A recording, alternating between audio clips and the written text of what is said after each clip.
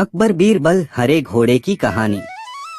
एक शाम राजा अकबर अपने प्रिय बीरबल के साथ अपने शाही बगीचे की सैर के लिए निकले। वह बगीचा बहुत ही शानदार था। चारों ओर हरियाली ही हरियाली थी और फूलों की भीनी भीनी खुशबू वातावरण को और भी खूबसूरत बना रही थी।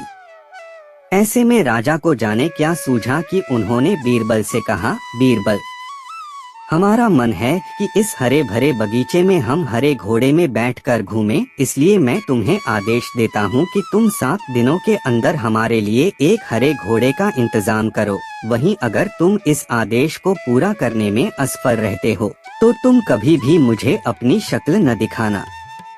इस बात से राजा व बीरबल दोनों वाकिफ थे कि आज तक दुनिया में हरे रंग का घोड़ा नहीं हुआ है। फिर भी राजा चाहते थे कि बीरबल किसी बात में अपनी हार स्वीकार करें। इसी कारण उन्होंने बीरबल को ऐसा आदेश दिया। मगर बीरबल भी बहुत चालाक थे। वो भली भांति जानते थे कि राजा उनसे क्या चाहते हैं, इसलिए वो भी घोड़ा ढूंढने का बहाना बनाकर 7 दिनों तक इधर उधर घूमते रहे।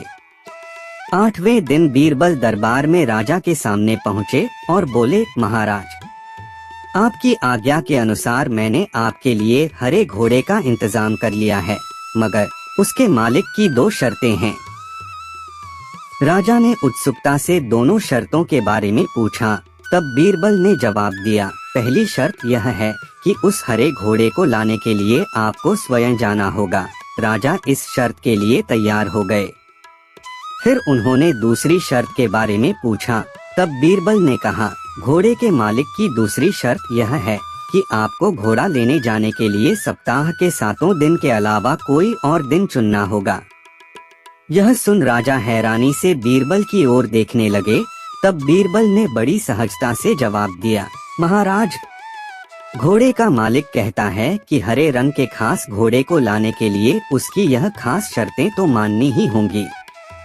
राजा अकबर बीरबल की यह चतुराई भरी बात सुनकर खुश हो गए और मान गए कि बीरबल से उसकी हार मनवाना वाकई में बहुत मुश्किल काम है।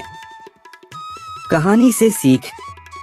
यह कहानी हमें यह सिखाती है कि सही सूझबूझ और समझदारी के साथ नामुमकिन लगने वाले काम को भी आसानी से किया जा सकता है।